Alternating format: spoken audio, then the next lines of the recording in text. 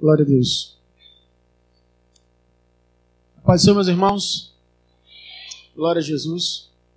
Estou muito feliz de estar aqui, a convite do Cassiano. Conheci ele hoje, pessoalmente, né? E é um prazer para mim estar aqui, juntamente com a minha digníssima, a pastora Cristiane está ali. Uma bênção na minha vida. Hoje veio só nós dois, porque essa semana foi uma semana de contratempos. Era o Cassiano mandando a mensagem para mim, mas vai dar certo não, mas vai dar certo não. Meu carro quebrou, aí quando eu consertei, furou o pneu, eu acertei. Quando eu furou o pneu, papocou o outro, fiquei misericórdia. Pedi a moto emprestada do meu cunhado, eu vou assim mesmo. Aí deixei os meus filhos lá na casa da minha sogra. Eu tenho o Cadimiel, que é de 10 anos, a Lídia, que tem 7, e a Débora, que tem 4 aninhos. Verdadeiras bênçãos na minha vida. Meu nome é Luciano Freitas, eu sou pastor no Santuário Abapai, lá no Jereissati. Uma pequena igreja, um pequeno rebanho que Jesus teve a coragem de colocar nas minhas mãos. Tem 30 pessoas lá e crescendo em nome de Jesus. E eu quero hoje comunicar para vocês algo da parte de Deus. Eu gostaria muito que você prestasse atenção na mensagem, na palavra, porque eu tenho certeza que você não veio aqui simplesmente porque alguém te convidou, ou simplesmente porque era domingo, ou simplesmente porque era o encerramento do congresso, mas eu tenho plena certeza que Deus tem um propósito para você e é por isso que Ele te trouxe. É por isso que Ele vai tocar no teu coração por meio da mensagem e não deixa ninguém atrapalhar esse momento, porque a mensagem da tua libertação pode ser a mensagem que vai sair daqui a pouco durante a pregação, amém? Vamos ao texto do congresso. Só que eu quero ler o versículo 19, o versículo 20 e ler o 21 também.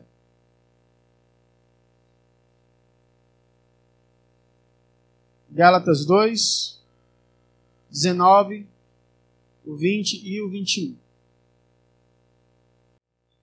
Diz assim o texto: Porque eu, mediante a própria lei, morri para a lei, a fim de viver para Deus.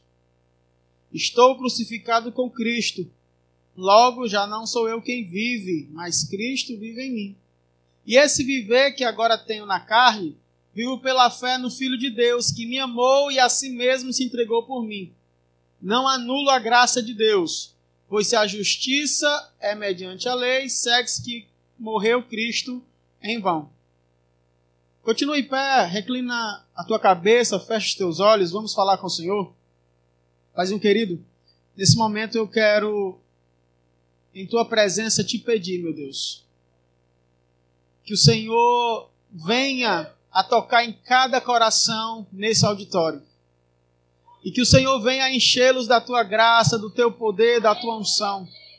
Que os ouvidos estejam atentos à tua palavra.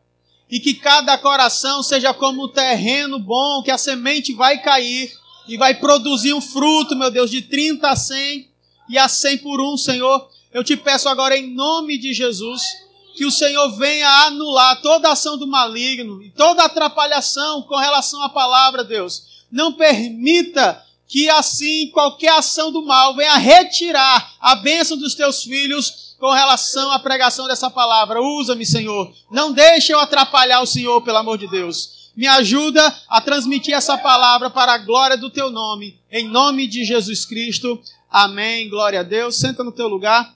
Em nome de Jesus. Aleluia. Quando eu soube o tema do congresso, eu fiquei muito feliz, porque é um tema cristológico, cristocêntrico, e é uma mensagem profética para este século. Porque, servos de Deus abençoados, nós estamos vivendo um período complicado. Um período difícil. E essa dificuldade, eu estou falando não do mundo, porque o mundo sempre foi o que é hoje. Toda a imoralidade do mundo, toda a violência do mundo sempre foi a mesma. A diferença é que nos tempos antigos não tinha internet. Hoje o cara mata um, esquarteja, arranca os pedacinhos e manda pro teu WhatsApp, você vai compartilhando. Olha aí que bicho ruim. Não é assim? A diferença acontecia do mesmo jeito. O exército assírio cortava, matava o pessoal e botava a cabeça dos inimigos fincados na lança. Só que não tinha um WhatsApp para ele mandar para o grupo. Grupo de guerra dos assírios. Eu faço parte. Oxi, meu irmão. Arrancou a cabeça desse cara aí. Eita. Um comentáriozinho, a cara assim, do emoji. Não tinha. Naquele tempo não tinha. Hoje tem internet, irmão. Toda banalidade, toda maldade é pública e publicada de forma natural. Mas eu falo da dificuldade com relação à pregação do Evangelho e ao ajuntamento de pessoas que muitas vezes têm nome de igreja, mas não é.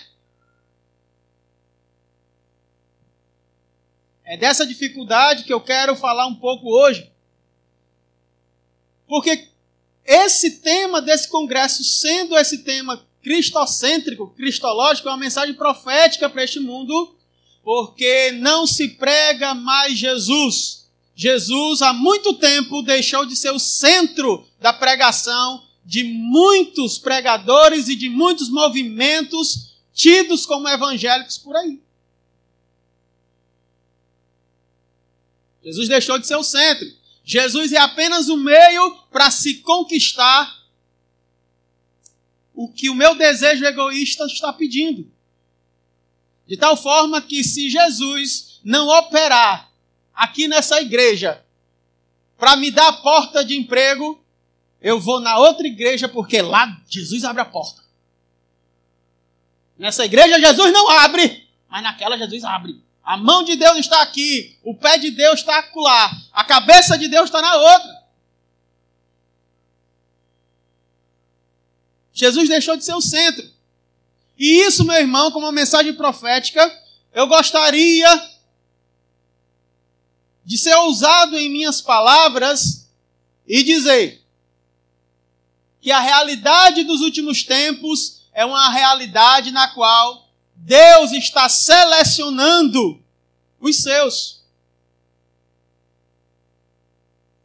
E os seus são aqueles que têm Cristo no centro da sua vida. Gente, isso é uma fatalidade. Isso não tem como mudar. São dois polos distantes. De tal forma que se você é um cristão e frequenta a igreja, não se sinta garantido de estar salvo porque você frequenta a igreja. Cristo tem que viver em você.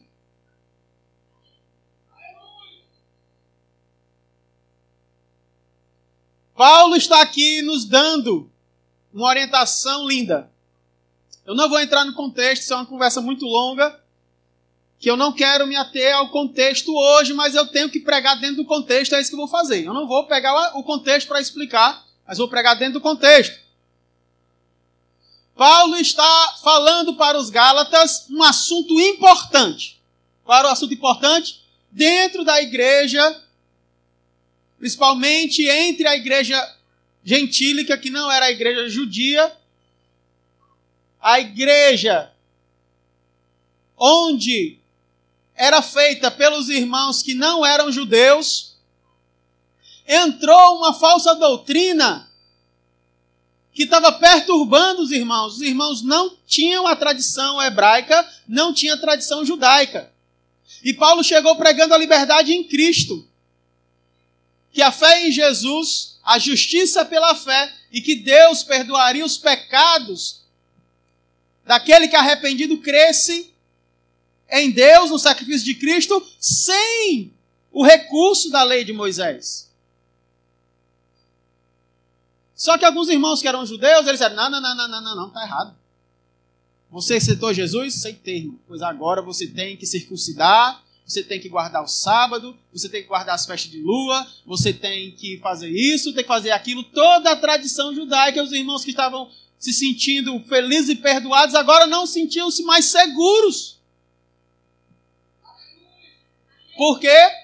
Porque veio a tradição judaica e esses irmãos, dos quais Paulo veio alertar os irmãos de Gálatas, estavam querendo judaizar os irmãos. Eles nunca tiveram nenhum contato com a cultura judaica e hebraica. Como eles poderiam seguir a lei? Se nem um judeu seguia a lei. Eles queriam que os irmãos que não eram judeus seguissem a lei. Que amarração. Então Paulo fala no 19 que ele, mediante a própria lei, morreu para a lei. Agora o que é isso, pastor? A lei de Moisés declarou Paulo como morto. Por quê? Porque todo que pecar diante da lei de Deus, esse é digno de morte. Está escrito lá em Ezequiel, toda alma que pecar, essa morrerá. Diante desse contexto, Paulo afirma que ele, diante da lei, foi considerado morto. Ele estava morto para a lei, porque a lei o declarou como pecador.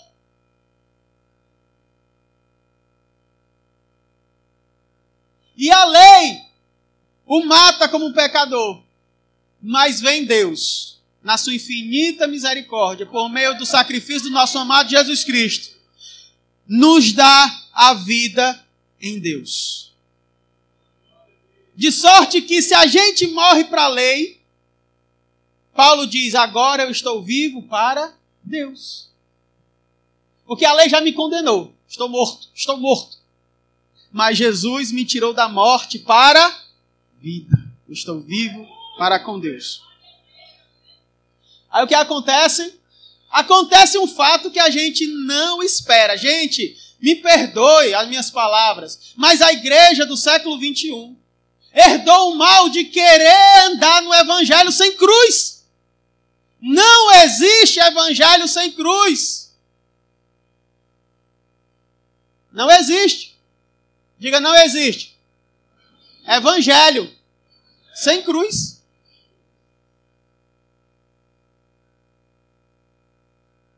Então Paulo declara, já estou crucificado com Cristo. Vamos entender essa expressão, irmãos. A cruz de Jesus é uma cruz literal, física. Ele sofreu a pena da cruz. Ele não morreu. Não é uma historinha contada. Jesus foi punido pelos romanos como um bandido. E lembre-se, não tinha só... Jesus não foi o primeiro a inaugurar a crucificação, não. Os romanos matavam gente direto crucificado. Direto. Só que tinha gente morrendo crucificado pelo Império Romano. Mas só que quem era para a cruz era só os piores. A corja. Os amaldiçoados. Aquelas pessoas onde o império decidia que aquele era escória, era lixo, ia para a cruz. Existiam outras aplicações de penas de morte, mas a crucificação pela crueldade era aplicada a criminosos que para o império já não valiam mais nada. Jesus sofreu essa punição da cruz. A cruz de Jesus foi uma cruz real, física, verdadeira, literal. Aí Jesus disse, quem quiser me seguir, isso ele falou antes de ser crucificado, eu acho massa isso. Quem quiser me seguir, negue-se a si mesmo, tome a sua cruz e siga-me.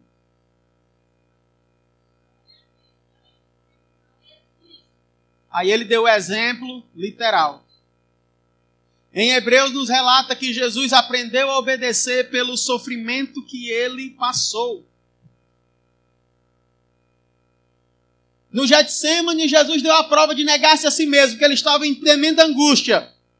Jesus suava sangue, o estresse de Jesus era tão alto que ele suou sangue. Houve um rompimento dos vasos, dos microvasos, chamados capilares, de Jesus. Ele sangrou, suou sangue, sangrou, de angústia.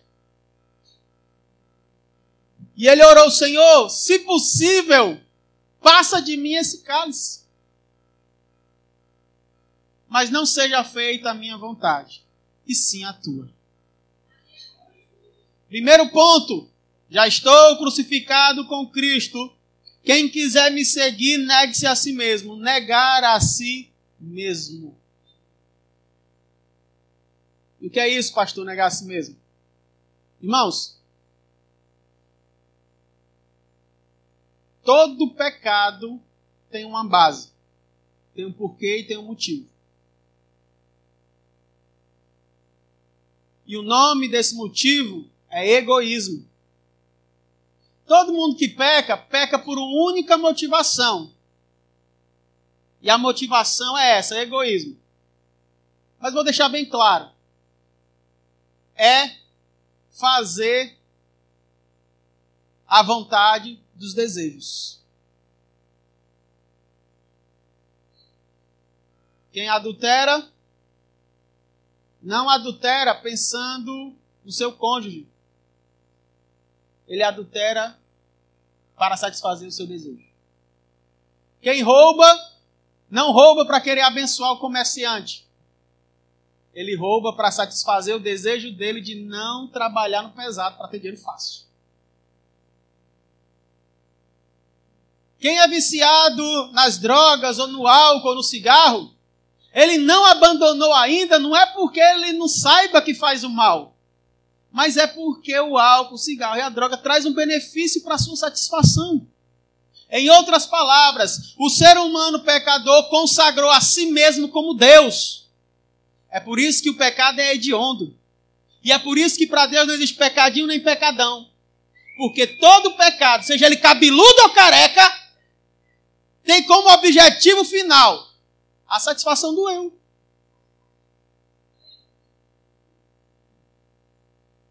É aí onde é que mora a dificuldade, porque muitas pessoas não se converteram, não tiveram um novo nascimento.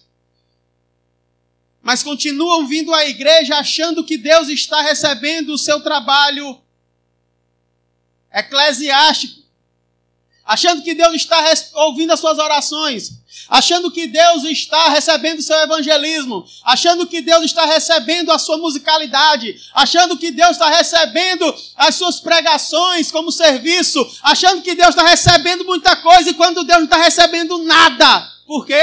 Porque tudo isso está sendo feito para o único propósito da satisfação própria.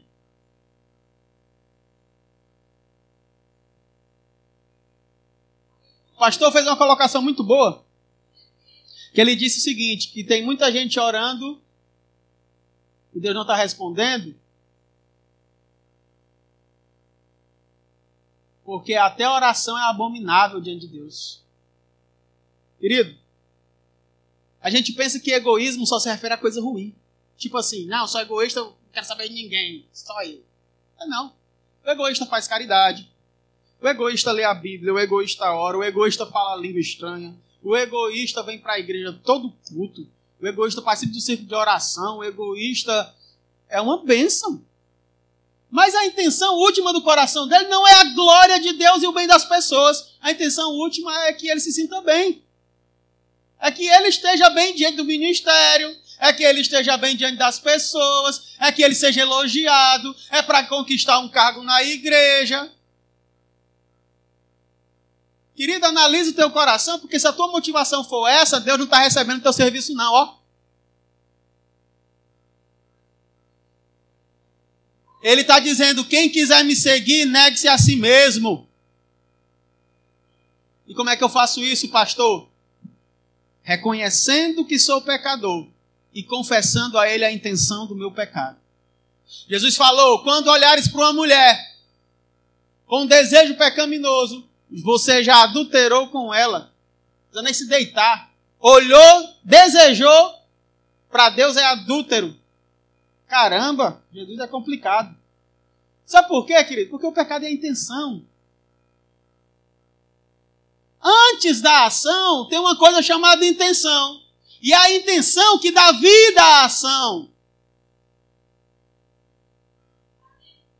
É a intenção que dá vida à ação. Sabe por que antes do acontecido a intenção já é pecaminosa? Mas eu nem fiz. É porque não teve oportunidade. Porque se tivesse, aleluia.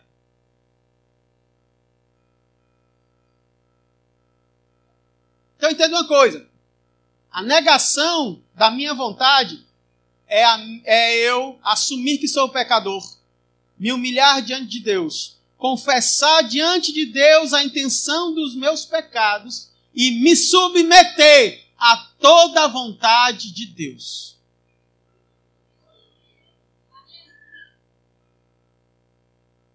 Eu preciso me submeter a Deus, irmãos. Nós precisamos nos submeter a Deus. Já chega de uma geração que anda rebelde a Deus, achando que está fazendo a vontade de Deus e quando está fazendo a sua própria vontade. Está na hora de nos humilharmos e sermos submissos à vontade de Deus. Mas como assim, pastor? Vou explicar mais claro ainda. A vontade de Deus é uma coisa, a nossa vontade é outra. Amém? A vontade de Deus é uma coisa, os desejos do meu coração são outros. Amém? Glória a Deus. Então pronto, isso a gente tem que entender. A questão é a seguinte. Como saber se eu sou submisso a Deus ou não? Vamos para as coisas que nós cativamos. Vou começar logo com um jogo aqui, vindo para o lado de cá. Eita!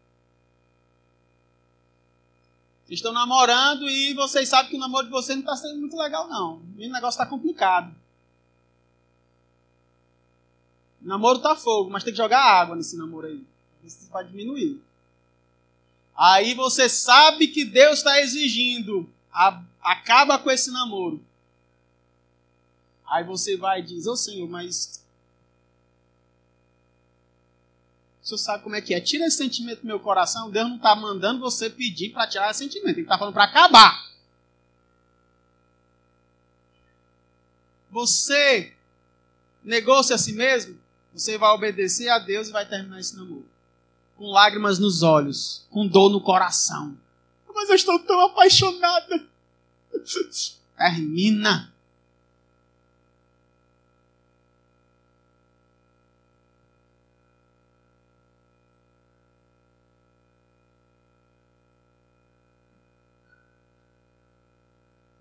Ser submisso à vontade de Deus é obedecer a Deus. Mas a gente só quer obedecer a Deus nas coisas que nos convêm.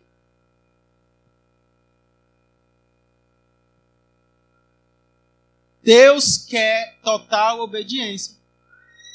E Ele espera que nós hajamos assim. Deus falou para você. Alguém machucou o teu coração. Alguém falou mal de você. Alguém te machucou. E você tem nutrido um sentimento de vingança. E Deus falou, libera perdão para essa pessoa. E você diz, nem morto, eu não vou perdoar nunca. Se depender de mim, nós dois vamos para o inferno. Irmão, cuidado com o que você está dizendo. Porque a Bíblia garante que se você não perdoar o que te ofende, Deus não te perdoa. Você leu o Pai Nosso? É estreito. É estreito.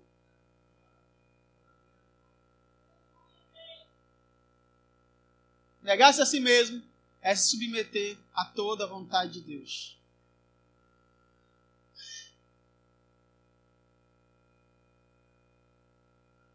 Jesus disse, quem quiser me seguir, negue-se a si mesmo. Tome a sua cruz. Eu falei que a cruz de Jesus foi literal. Mas a nossa cruz é existencial. Nós não precisamos voltar ao tempo, no passado, chegar lá no Império Romano e ser crucificado. A nossa cruz é existencial. A nossa cruz é o assumir a vida e o sofrimento de Cristo.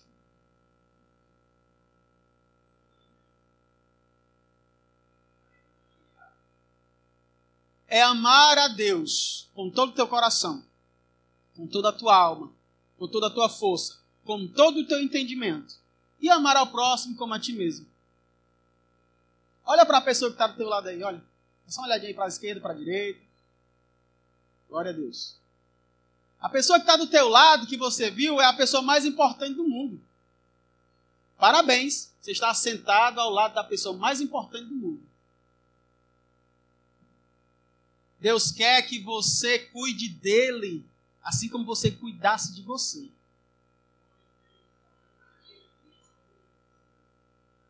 Sabe por que é impossível dizer eu amo a Deus, mas eu odeio você, meu irmão? É mentiroso? Sabe por quê? Sabe por quê? Porque Deus escolheu ser amado, nas pessoas. Se você ama o seu próximo, você ama a Deus.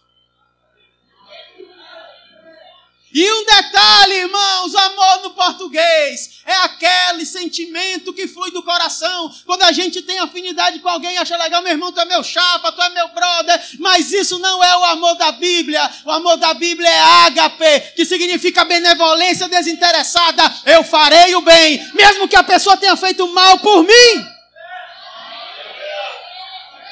É se o teu inimigo tiver fome, dá-lhe de comer. Se o teu inimigo tiver sede, dá-lhe de beber. Ore pelo que te persegue. Mas a gente inverteu, a gente transforma a Bíblia em espada. E usa da verdade para matar as pessoas com a nossa metralhadora de verdade. Eu sou sincero. Queridos, já estou crucificado com Cristo. Vai lá em Gálatas, vamos lá em Gálatas no capítulo 5 aqui, só para a gente continuar nesse raciocínio de Paulo, já estou crucificado com Cristo.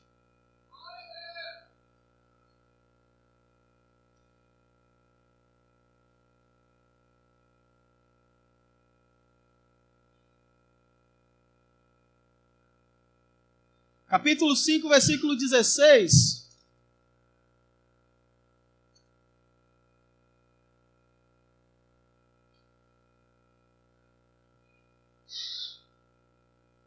Diz algo muito lindo. Quem achou da glória?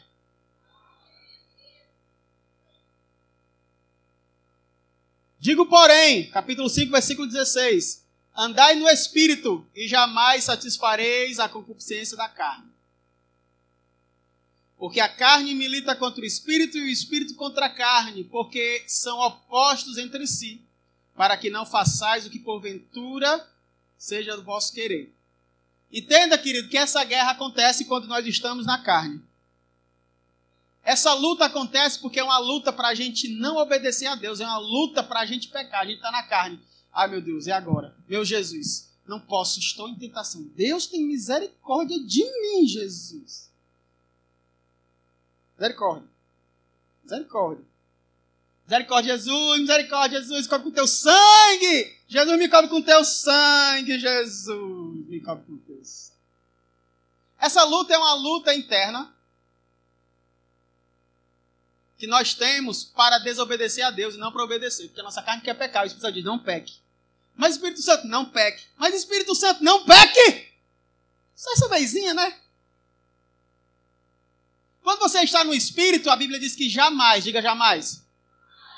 Então, quando nós estamos em Espírito e uma tentação vem, e a gente diz, não, a tentação está vindo bem ali. Eita, eu gosto daquele pecado. Meu Deus, é uma tentação. Vou me esconder. Mas o crente está assim, viu a tentação lá e fala, ei, tentação!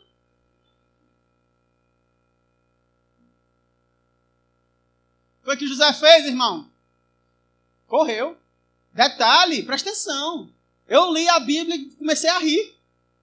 A mulher de Potifar ficou com a roupa de José na mão. Irmão, ela se escanchou em cima dele. Se José não corre, ele caía. Mas os super-homens dessa geração, não. Eles vão. Acabou de aceitar Jesus, parou de beber. Eu vou evangelizar no bar e fica por lá mesmo. Dá lugar, vaso. Misericórdia.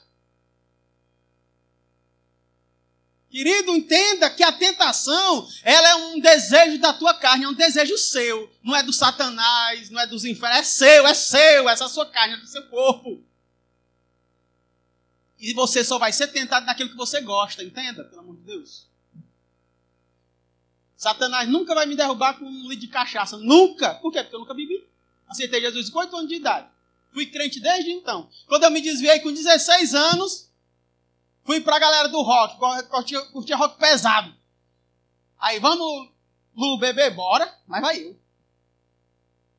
Quando eu bebi, diabo ruim, mano, que era isso, vou pra tirar gosto. Comi a carne todinha. O cara vem beber mais gente como tira gosto, é claro. Se vocês bebem essa coisa terrível aqui, eu quero é carne, compadre.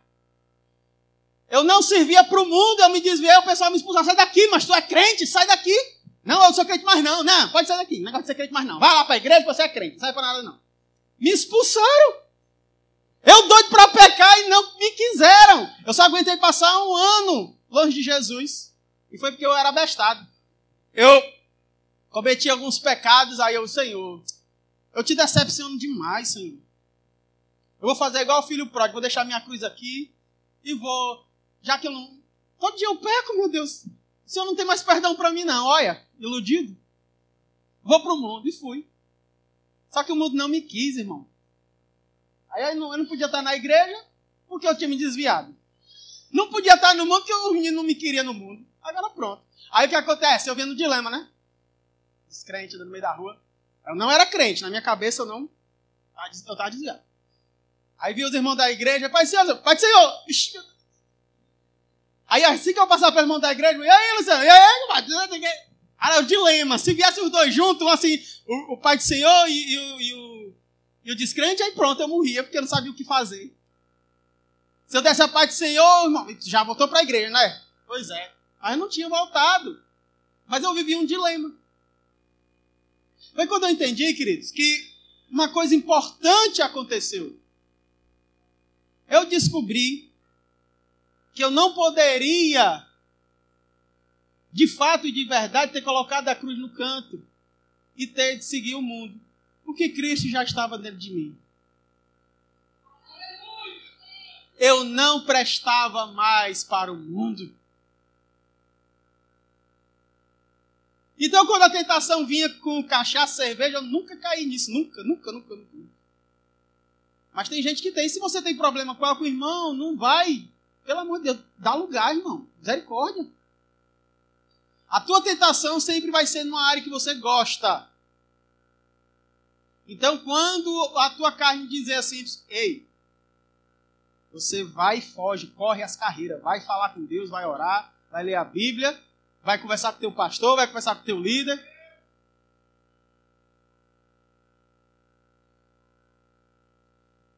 Aí Paulo continua. Se sois guiados pelo Espírito, não estáis sob a lei.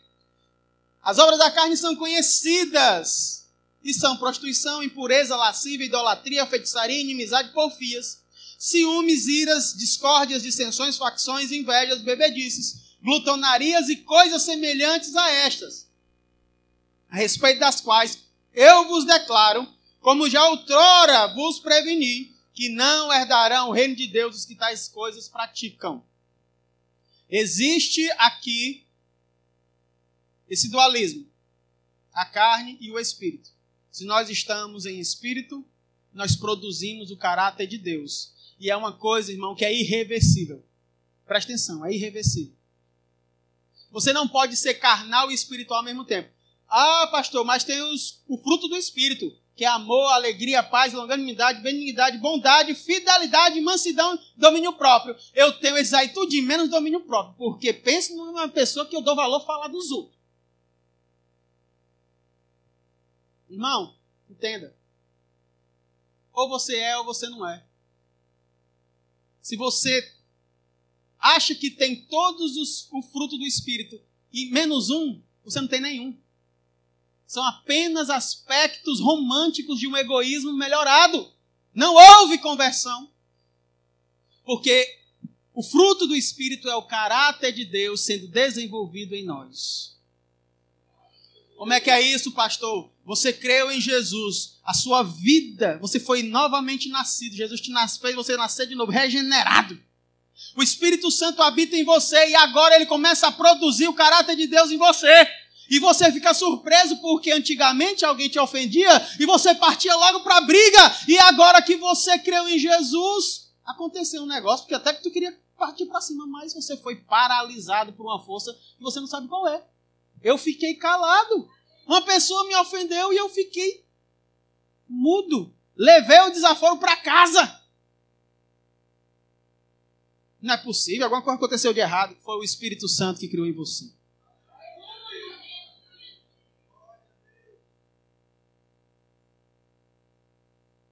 Se o Espírito Santo não criar em nós o caráter de Deus, irmão, não adianta subir monte. Não adianta ter aparência de crente. Não adianta ter Bíblia de crente. Não adianta ter roupa de crente. Se o teu coração for de Satanás, o teu destino é a condenação. Sabe por quê?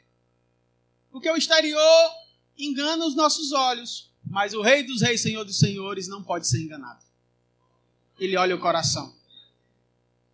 Aí Paulo diz, os que são de Jesus Cristo crucificaram a carne com suas paixões e concupiscências. Em outras palavras, já estou crucificado com Cristo. Quais são os meus desejos? São esse. Pois eu coloco na cruz de Cristo. E eu já estou crucificado para isso. A minha carne, as minhas paixões estão crucificadas. Eu não obedeço ao desejo da carne, e sim à vontade de Deus. Mesmo que eu chore lágrimas de sangue.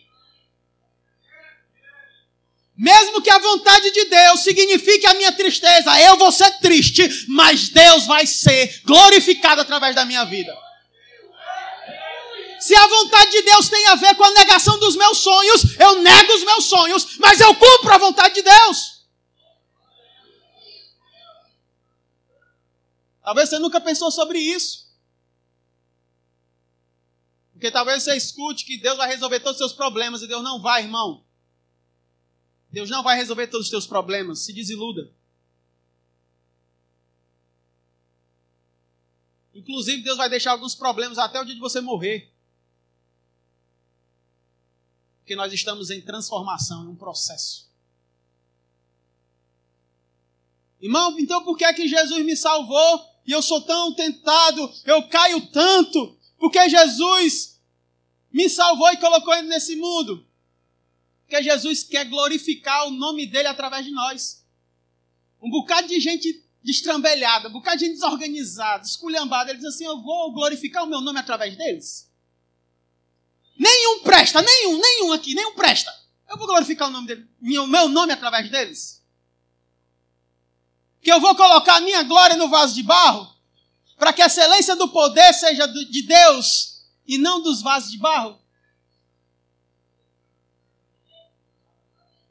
Você está entendendo aí como é que é a glória de Deus? Deus pega seres humanos que não têm moralidade. Seres humanos que não têm bondade nenhuma em si mesmo e diz, eu vou trazer para perto de mim e glorificá-los. São pecadores, são dignos do inferno, mas não vão para o inferno porque eu escolhi e eu vou trazer para perto de mim e vou perdoar os pecados deles.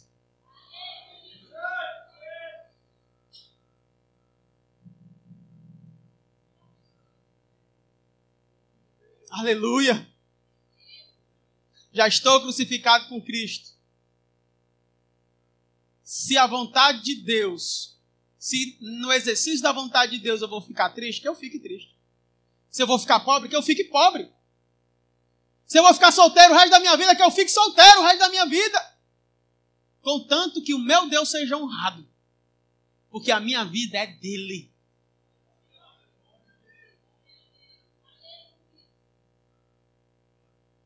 Você já pensou sobre isso? Se Jesus tirar tudo que você tem de bom, você ainda seguia Jesus?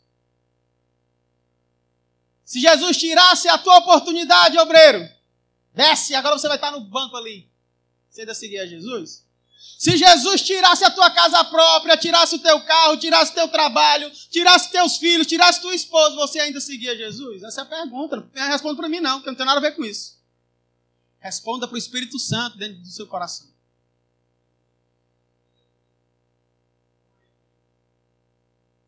Isso é sério. Muito sério e decisivo para a nossa vida.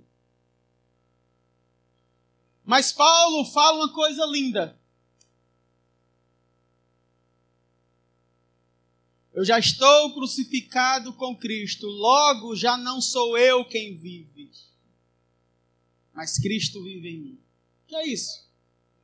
É que o Luciano tem as suas prioridades, tem os seus sonhos, tem os seus planos, tem seus desejos, tem seus pecados, tem suas malícias, tem as suas trambicagens, mas esse Luciano está crucificado. Quem vive agora nesse Luciano é Cristo. Então, presta atenção, irmão, isso é muito sério. Cristo vive em mim. O que era que Jesus fazia? Está escrito que Jesus andava por todos os lugares, pregando o evangelho do reino e praticando bem a todas as pessoas. Eita! Praticava o bem a todas as pessoas. Vamos ser igual a Cristo. Se Cristo vive em você, você vai fazer isso automaticamente. Você não vai forçar. Não, Jesus tem que viver em mim, então eu vou forçar, vou fazer o bem. Não funciona, é Ele que tem que viver.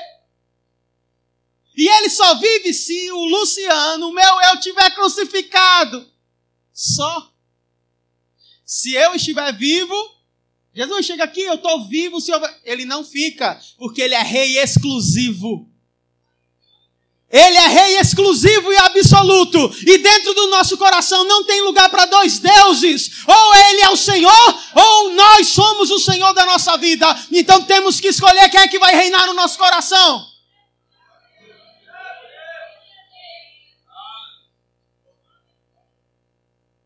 Eu escolhi que Cristo reinasse no meu coração porque Ele escolheu primeiro por mim. Eu amo a Cristo porque Ele me amou primeiro.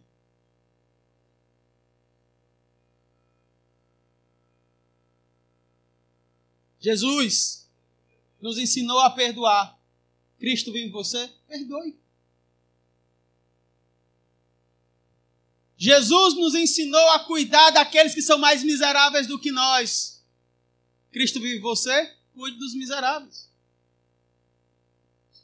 Jesus nos ensinou a orar.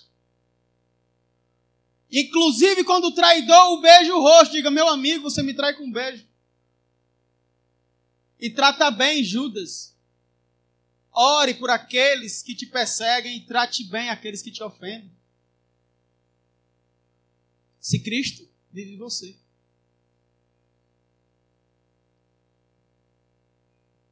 Jesus nos ensinou que é para nós honrarmos a Ele em tudo, inclusive com as nossas finanças. Se Cristo vive em você, traga o dízimo e a oferta para a tua igreja, para que o evangelho seja propagado, para que a igreja possa ter como sustentar-se.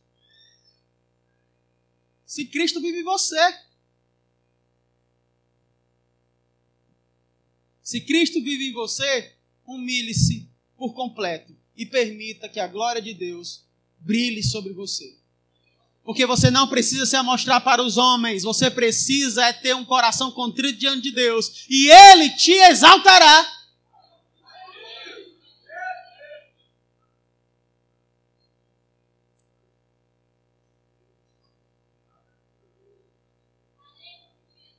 Aleluia, Jesus Cristo. Santo é o teu nome.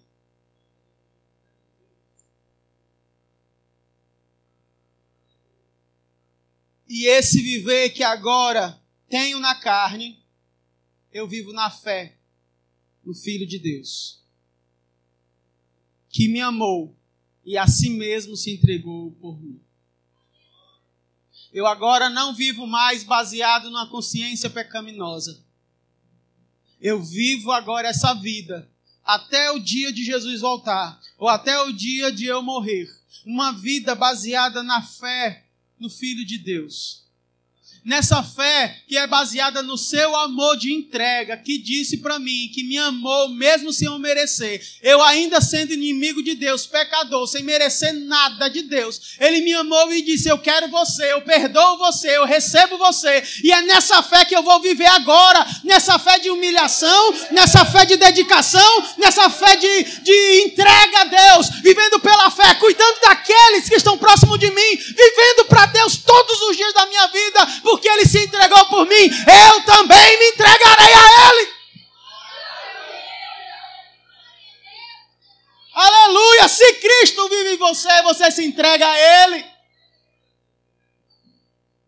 Não adianta fingir, colocar máscara, rodopiar, irmão. Não adianta. Se Cristo vive em você, naturalmente, você irá andar com Ele.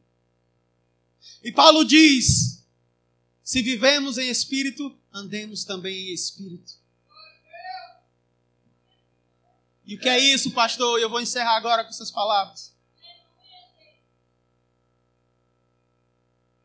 Existem duas formas de vida no qual a gente não reflete muito. Primeira forma de vida é a vida do egoísmo, é a vida que está baseada naquilo que pode acontecer ao meu benefício. Eu oro porque alguém disse que oração é a chave da vitória. Mas se a oração não fosse a chave da vitória, tu orava? Pense bem. Eu leio a Bíblia porque o pastor disse que o crente que lê a palavra é derrotado. E se ler a Bíblia não fosse para isso? Tu lê a Bíblia? Eu venho para a igreja porque na igreja Deus vai me dar minha bênção. E se Deus não te desse a bênção, tu vinha para o culto? Esse é o estilo de vida baseado no eu.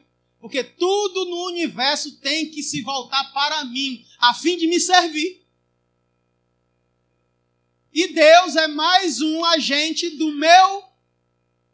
da minha vontade para fazer o que eu quero. Se Deus não fizer o que eu quero, eu rasgo a Bíblia. Eu não sirvo mais esse Deus. Eu vou blasfemar. Eu vou embora. Eu vou para um lugar onde Deus vai operar lá para mim. Ei, Deus não é macumbeiro, não. Ele dá ordem, a gente obedece.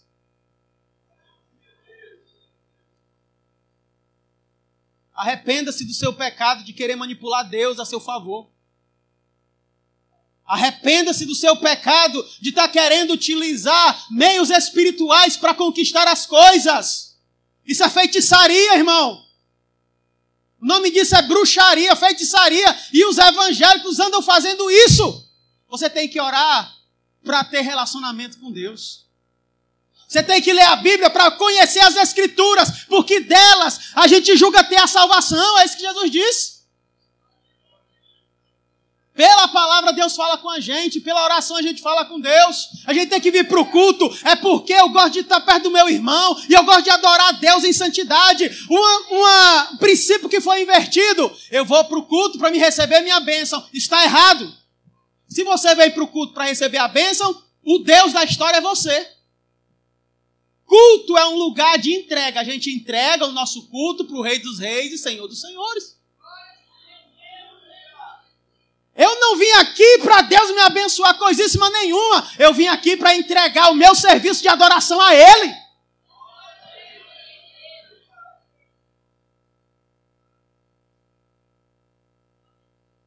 Aí a gente vem para a igreja com o coração cheio de orgulho, porque Deus vai me dar a minha bênção. Aí você fica com a cara de palerma, enquanto o pastor está orando, e o culto passa, e tem os conjuntos, tem a oportunidade, e quando termina o culto, está aí sem graça. O irmão não dá nem glória a Deus. Não tem nem poder de Deus. O pastor nem profetizou hoje. Você veio aqui, o culto é para você. Se o culto é para você, você é o Deus da história. Só que o culto na igreja não é para você, é para Deus. E os verdadeiros adoradores o adoram em espírito e em verdade. Não interessa quem está pregando. Pode ser o irmão mais humilde aqui dessa congregação. Quando ele subir no altar, Deus precisa ser honrado e ser escutado, ó. Porque a palavra de Deus está sendo pregada. Não é o irmão que vai estar dizendo nada, não. Ixi, essa irmãzinha que vai cantar? Pois é Deus que vai usá-la. A adoração tem que ser para Deus, não é para você, não. Acabar com isso, arrependa dos seus pecados. E o outro estilo de vida é o estilo espiritual. É aquele onde o cristão entende que foi perdoado, que foi alcançado pela graça. Entende que foi alcançado pela misericórdia e duplica essa ação na vida do próximo. Irmão, eu fui alcançado pela misericórdia. Eu vou ser misericordioso com você. Todo mundo aqui é falho, irmão. Todo mundo. Pessoas que nós amamos nos machucam. E a gente fecha o coração para não perdoar. Perdoe porque você machuca a Deus todo dia. Ele te perdoa todo dia. Você foi alcançado pela misericórdia? Fui. Pois seja misericordioso. Porque a Bíblia garante que aquele que não for misericordioso receberá juízo sem misericórdia. Hoje Deus nos chama a fazer uma reflexão pessoal, de tal forma de que você tem 40 anos de crente, mas ainda não é salvo. Jesus, que é isso, pastor? Você está dizendo assim? Porque quando se fala de arrebatamento e de morte, tu se treme todo dia ainda. Tá, Jesus, tenho que me ajeitar. Jesus tem misericórdia de mim. Jesus, meu Deus do céu, meu Pai eterno. Arrebatamento fosse hoje, meu Deus do céu. Não volta agora não, Jesus. Volta agora não, pelo amor de Deus. Ainda nem comprei aquele microcista 3 em 1, Jesus. Tem misericórdia de mim. Ainda nem me casei, meu Pai. Não vem agora não. Irmão, presta atenção. Se você não tem a alegria da salvação, você pode ser crente 1 milhão de anos. Você não é salvo. Jesus tem que te salvar para você ser salvo. Pode morrer de vir para o altar 500 vezes. Se Jesus não te salvar, você não é salvo. E como é que eu faço isso, pastor? Uma pessoa perguntou para Paulo: o que farei para ser salvo? Ele disse: crê no Senhor Jesus e será salvo tu e tua casa. Fica de pé no teu lugar agora. Feche teus olhos. Eu quero orar por você.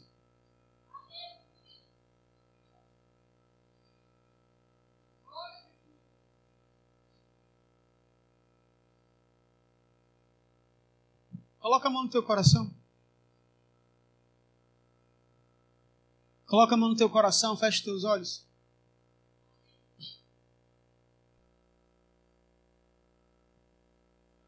Só você sabe, eu não sei, o pastor não sabe, ninguém sabe, só você sabe. Você veio aqui com o coração pesado, sem ter essa certeza da salvação. Arrependa-se hoje, diga: Senhor, eu me arrependo, eu reconheço que eu sou pecador. Eu me humilho diante de Ti, me salva. Mesmo você sendo crente, irmão. Porque se você é crente, mas não tem a alegria da salvação, você não foi salvo não, homem. Entenda isso, pelo amor de Deus. A prova da salvação é a paz com Deus. E nessa noite você veio aqui e ainda não entregou o seu coração a Jesus. Saia do seu lugar e vem aqui à frente. Eu quero orar por você. Você está decidido: eu não quero mais viver para mim, eu quero viver para Jesus. Você que ainda não é evangélico e veio hoje ouvir essa mensagem, os louvores, as palavras que foram ditas tocou o teu coração e você diz: eu quero ser perdoado, eu quero viver para Deus, eu não quero mais viver na condenação. Eu quero te convidar a vir aqui à frente receber a Cristo como Salvador. Venha ser salvo hoje, em nome de Jesus. Pela fé, Deus vai perdoar os teus pecados. Deus vai te adotar como filho e você vai ser uma nova criatura.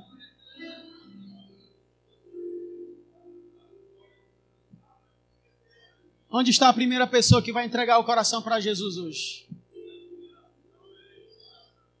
Você veio aqui e está se perguntando: mas eu tenho que ir aqui à frente? Venha pela fé aqui na frente e receba Jesus como Salvador. Venha reconciliar. Se você veio daquele jeito, mas Jesus te ama, Ele quer cuidar de você. Venha se reconciliar nessa noite em nome de Jesus. Se você precisa de reconciliação e entende que precisa de salvação, vem aqui à frente. Com a mão no coração ainda, feche teus olhos. Senhor, esse congresso tem sido uma bênção.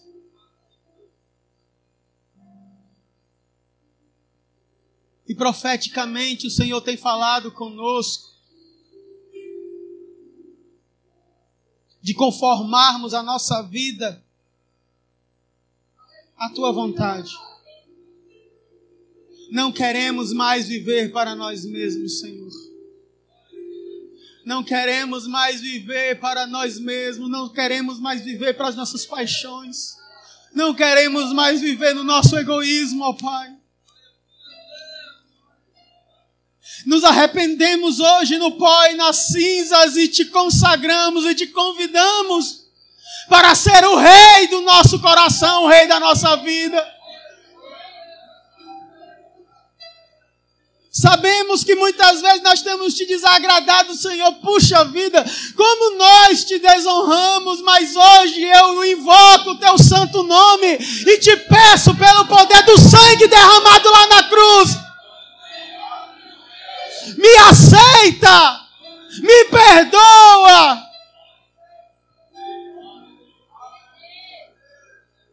Eu preciso do Senhor. Oh, amado Espírito Santo, vem agora sobre esses corações que estão quebrantados, sobre esses corações que pedem que o Senhor venha visitá-los nessa noite. E por favor, Espírito Santo, venha com a tua presença, vem com a tua presença lavar, encher, derramar dos teus dons, fazer, meu Deus, esse coração que está frio, gelado, endurecido por causa do pecado, ser avivado no teu poder.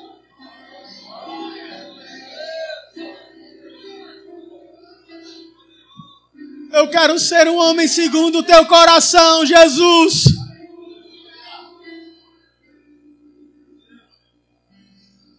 Oh, amado Deus.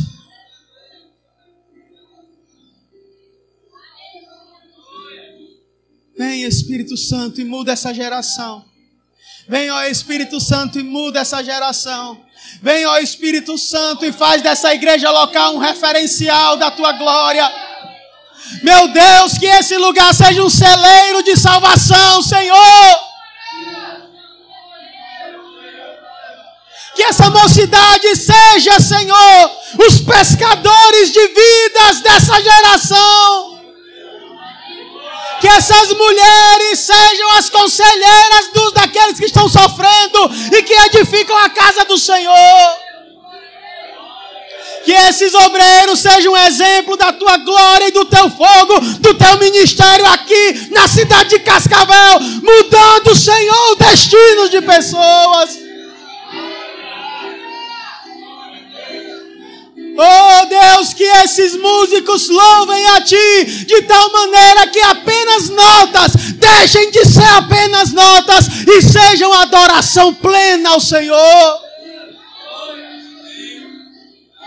Inicia um tempo de adoração renovada na tua casa, ó Pai. Arranca de nós o que não presta, porque nós queremos estar crucificados contigo e viver a vida que o Senhor colocou para nós.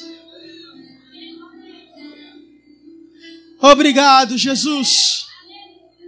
Obrigado, Jesus. Amém. Graças a Deus.